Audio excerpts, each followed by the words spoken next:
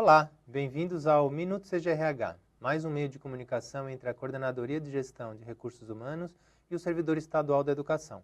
Aqui vamos conversar, esclarecer dúvidas sobre os diversos assuntos pertinentes à CGRH. Hoje, para bater um papo conosco, esclarecer algumas dúvidas, informar um pouquinho sobre a atribuição de classes e aulas, temos a Silvia, que é do Centro de Ingresso e Movimentação. Silvia, te agradeço a presença e poder bater um papo com a gente aqui hoje. O que é a atribuição de classes e aulas? Primeiramente, Ricardo, obrigada pelo convite. A atribuição de classes e aulas, ele é um grande evento que a Secretaria de Educação tem, talvez o maior deles. E, assim, nós temos cerca de 300 mil docentes na rede, sendo que mais da metade disso são de docentes efetivos, cerca de 4 milhões de alunos, cerca de mais de 5 milhões de aulas para serem atribuídas. E esse evento é o que define a quantidade de aulas que o docente vai ter atribuído. Então, um docente titular de cargo, ele tem uma jornada e ele precisa ter essas aulas para constituir a sua jornada. E também, assim, por outro lado, é a definição, na visão do aluno, o professor que ele vai ter para ministrar as aulas durante o ano letivo. Entendi. Quais são os docentes que têm aulas atribuídas? Existe uma ordem para essa atribuição de aulas? Eu vou tentar explicar para você aqui na ordem de atribuição. Então, nós temos primeiramente os docentes titulares de cargo, que são os docentes efetivos que ingressaram na rede através de concurso público. Se não for suficiente, então eu tenho mais aulas do que os docentes efetivos no momento, eu também posso oferecer para os docentes não efetivos, que são aqueles que ingressaram na rede até 1º de junho de 2007.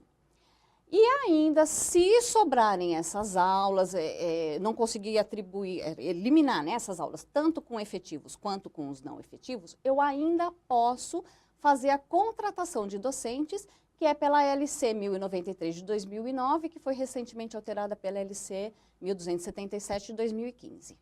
E como é que é realizado esse processo? Bom, nós temos aí, a realização é assim, nós temos basicamente dois momentos. Um é a atribuição inicial, que ela ocorre antes do início letivo. Então, antes de começar as aulas, eu já faço todo o processo de atribuição. E a atribuição durante o ano, que é depois do início do ano letivo. Então, durante o ano, são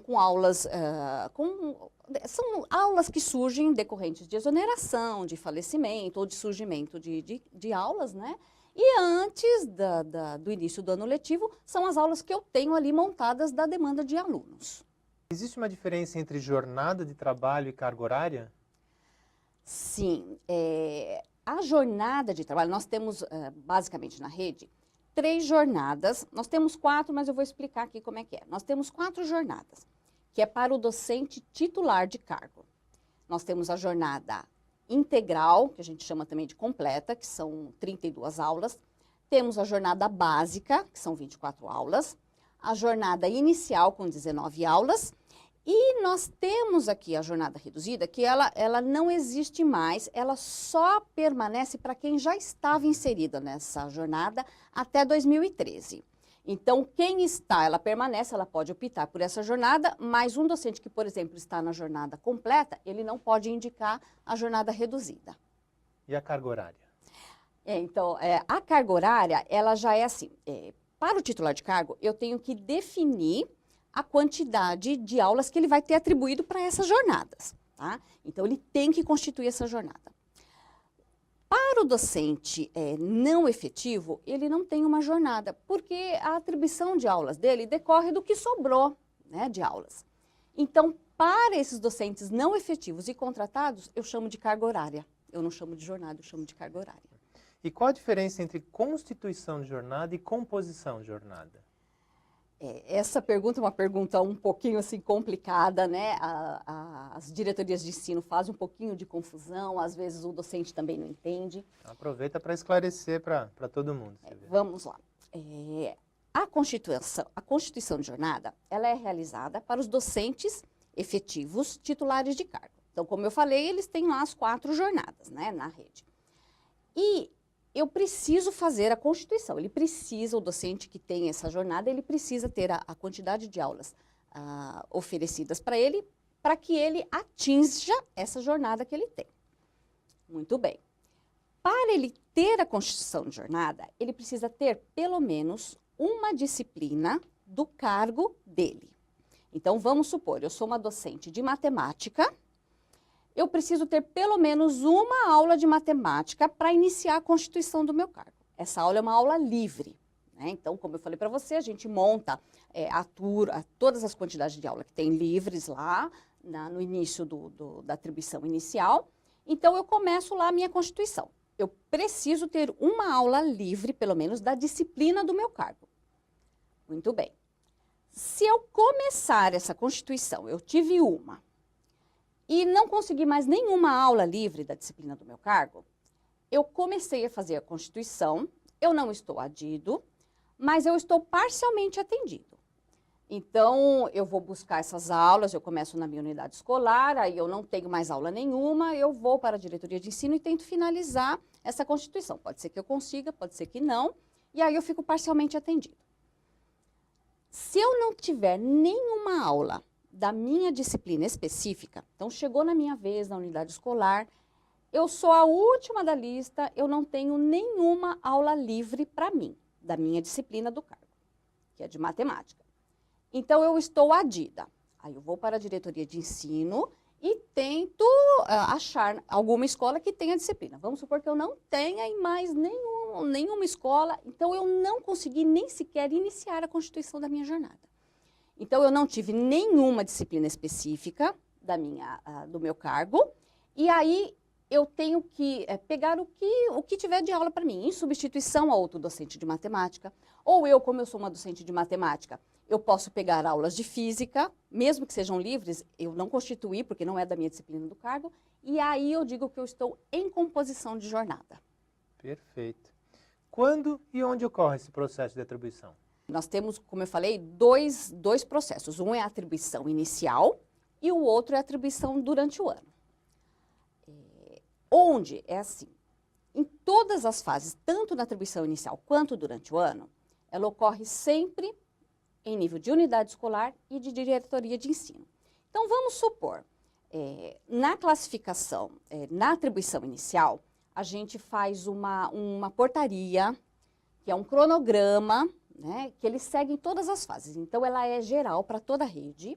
Todas as escolas têm que atribuir no mesmo dia para os seus docentes efetivos, e aí a gente tem uma programação. Efetivos, não efetivos, o dia que é, se é na escola, se é na diretoria de ensino, que dia que é numa, que dia que é noutra, o que ela contempla. Por exemplo, no primeiro dia na unidade escolar, a atribuição é para os docentes efetivos, aí eu faço constituição de jornada, composição, carga suplementar, ampliação, carga suplementar. Então, ela ocorre assim, na unidade escolar. Para a atribuição inicial, como que ela ocorre? Eu faço lá, vou exemplificar como que acontece. Eu faço a atribuição na unidade escolar e tento atender todos os docentes que estão classificados na unidade escolar. Vamos supor, como eu disse anteriormente, chegou na minha vez, não tinha mais aula para me oferecer da minha disciplina do cargo. Em compensação, tem outra escola que ela ofereceu para todos os docentes e sobraram aulas. Então, o saldo de aulas, ele é enviado para a diretoria de ensino de todas as escolas. E também os docentes que não foram atendidos na unidade escolar, eles também são enviados para a diretoria de ensino. Porque daí, na diretoria de ensino, eu vou ajeitar a vida desses titulares de cargo. Então, se eles não pegaram aula nessa escola, mas na outra teve aula sobrando, eu posso ali em nível de diretoria de ensino, fazer a constituição de jornada que é obrigatória. E isso ocorre também para os não efetivos, então ele também na unidade escolar, ele faz a carga horária dele ali, então ele pode pegar aulas de substituição, eventualmente se tiver uma aula livre que não foi nem em nível de unidade escolar para nenhum docente que tenha ficado adido, ele também pega. E se ele também não for atendido na unidade escolar, ele vai para a diretoria de ensino. Somente o docente contratado é que ele participa na atribuição inicial, somente na diretoria de ensino. E durante o ano ela percorre dessa forma, atendo sempre os titulares de cargo na unidade escolar, vai para a diretoria de ensino, os não efetivos também na unidade escolar, e assim movimenta todo o ano.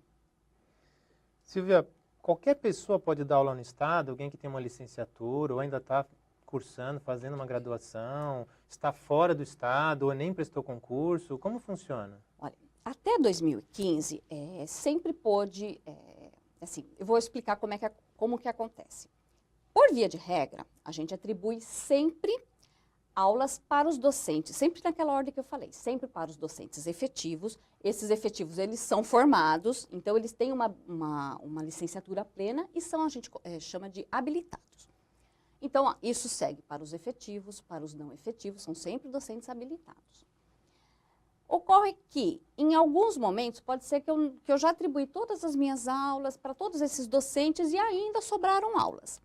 Então, se na excepcionalidade eu ainda preciso de docente, até 2015 eu poderia abrir um cadastro emergencial e qualquer docente estando cursando uma licenciatura, desde que ele já tivesse feito lá cumprido um semestre da sua licenciatura, ou para um docente que está fora da rede, ele é formado, ele é habilitado, mas ele nunca deu aula no Estado, ou um bacharel que tenha 160 horas de uma disciplina da matriz curricular, né, que a gente tem no Estado. Então, ele poderia se inscrever nesse cadastro emergencial e concorrer às atribuições, juntamente com os demais docentes da rede. E aí, ele poderia, então, estando fora, ingressar, ter aulas atribuídas na rede para aquele momento. Só que no final de 2015, o senhor governador publicou um decreto, isso foi no dia 2 de setembro de 2015, que é o decreto 61466, e ele veda novas contratações em toda a Secretaria, o Estado de São Paulo. Então, não é só para a Secretaria de Educação, ele vedou toda e qualquer contratação. Então, nesse momento, quem está fora da rede não consegue entrar. Silvia, te agradeço por enquanto, foi muito bom todos esses esclarecimentos, mas esse foi o primeiro de uma série de 2 programas sobre esse tema, atribuição de classes e aulas. A gente volta no próximo minuto. Tchau.